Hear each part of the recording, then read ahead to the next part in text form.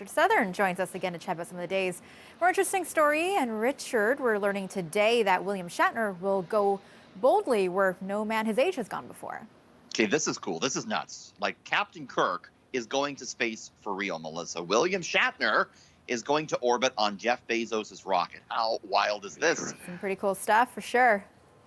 There he is back in the day in the 60s as Captain Kirk.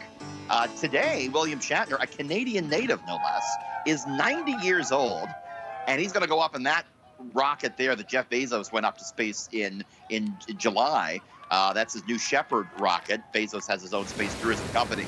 At age 90, Melissa, Shatner will be the oldest person to ever go into space. TMZ reporting this today. They're going to have a documentary crew with him to film all this. It's going to happen reportedly next month. How wild is this? And can't say enough, by the way, about how good Shatner looks for 90. Am I right? Oh my goodness, yes, and definitely braver than I am. Holy moly, going to space at 90 years old. That's incredible. That's insane. But hey, good for him. And hopefully he's not going to do the type of womanizing that he did back in the day. Remember, Captain Kirk was known for womanizing a bit. He can't do any of that anymore, I don't think. He's only up there for 15 minutes. Only 15 minutes up there.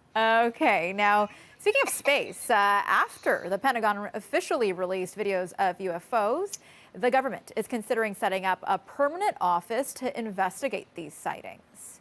Yes, the latest story to come out of this UFO situation that we've been following for the past couple of years. There's a bill before U.S. Congress that, if passed, would set up a permanent UFO investigation office. And of course, interest in UFOs has really been heightened in the past couple of years after these videos. A number of them were released. They were shot by U.S. military personnel tracking objects that moved in ways we cannot explain. There was a Pentagon report in June that detailed 80 such incidents. This new office, if it does open, would standardize the reporting of this type of phenomena across all the U.S. Government branches. It would also coordinate reports across other sections of the U.S.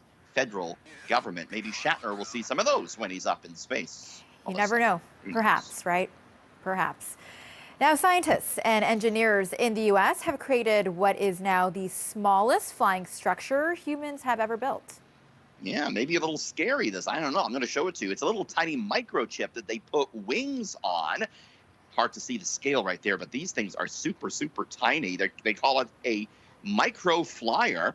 As you say, the smallest flying structures ever created by humans. They're designed by a team at Northwestern University, and they can be packed with all sorts of technology, sensors, power sources, antenna, memory, you name it. Researchers say they want to use these devices to potentially drop them en masse from the sky in order to, track air pollution, maybe after an oil spill to track that. Of course, others worry that such small devices could at some point be used for surveillance too. So there's a couple of stories to let you ponder as we go into the weekend. Flying little microchips, UFOs. How does William Shatner look this good at age 90? You can think about all that as we go into the weekend. So much Googling material for the weekend, thanks to Richard Southern. Awesome. Have yourself a great weekend, Richard. See you Monday. Thanks.